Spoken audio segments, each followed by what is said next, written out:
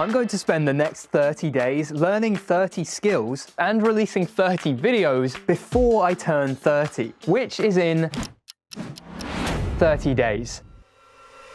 There are scientific health benefits to learning new skills, which I will get to in a minute, but here's why I'm doing it. You know when you're a little kid, you see a bunch of action movies or read a bunch of books, or you just see people doing interesting things, and then you make this mental list in your head of everything you think you'll be able to do when you grow up. Like, I thought I was going to be a martial artist like Neo. Oh, look at that stick swinging. Immaculate.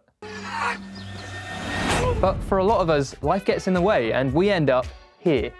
A bunch of decisions and paths that you didn't take and things you didn't learn or become. And that's where I'm at. I don't even know 1% of the things that I thought I would by this age. And the only thing I share with Neo is a name. Mr. Anderson. A first name. But let's look at this tree in a different way. This might be where you are, and these might be the things that you could have done, but it simply just means that now ahead of you is this brand new tree. A bunch of pathways that you still can take, and a bunch of new things that you can learn and experiences you can have. It's pretty exciting to look at it in that way. I've also come across this concept of growth mindset versus fixed mindset. Fixed mindset is the belief that abilities and intelligence are things that you can't change. But growth mindset is the belief that abilities and intelligence can be developed through learning and dedication. Adopting a growth mindset means embracing challenges, learning from failures, and pushing through obstacles, which sounds like a pretty great mindset to me. And the thing is, our brains do have the ability to rewire, develop, and learn, even in old age, despite what you might have heard. I'll get to how our brains actually do that in a minute, by asking what will be happening in my brain over the next 30 days. But for now, if you need some more convincing, what about some added extras, like actual health benefits of simply learning new things and having new experiences? It might seem weird to think that learning something like, I don't know, a Rubik's Cube will help you be a better reader, and it's true, it won't. At least not directly.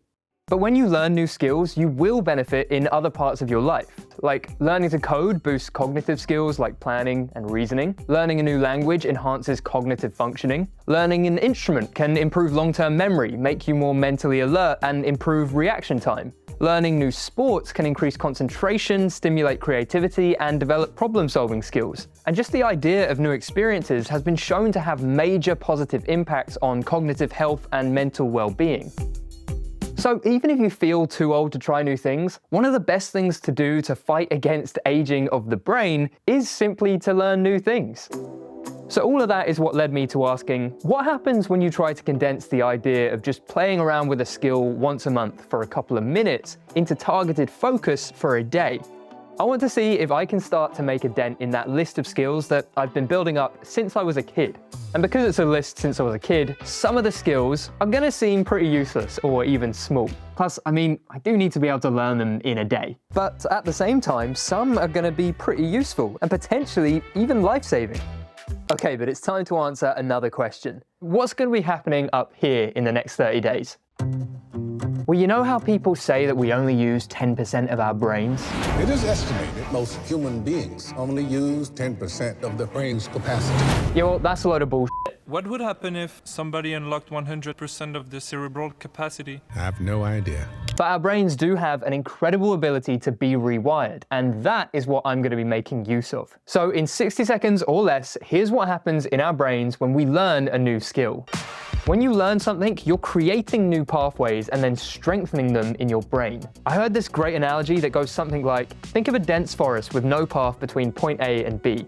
When you learn a new skill, you create a small, rough path between those points. But it's not a good path yet. You have to keep walking that path, and gradually the path becomes clearer and clearer, and more direct, and then it can become a dirt path, and then a paved road, and then a super efficient highway. And that is what practice does. By firing the new neural pathways in your brain over and over, the connections become stronger, more refined, and more stable. And that applies to learning anything from math to a new language, and even things that use your legs and arms and hands. Because even if you're learning muscle memory, the pathways are all carved out and stored in your brain. So first you need to create a new neural pathway, but then you need to practice to become a master at whatever it is. And that means that I won't be mastering any of these skills. But in 30 days, I'll know how to do 30 things that I can't do today. I'm going to find out how long it really takes to learn those things that I've been putting off for almost 30 years. So the clock is ticking. I need to get started.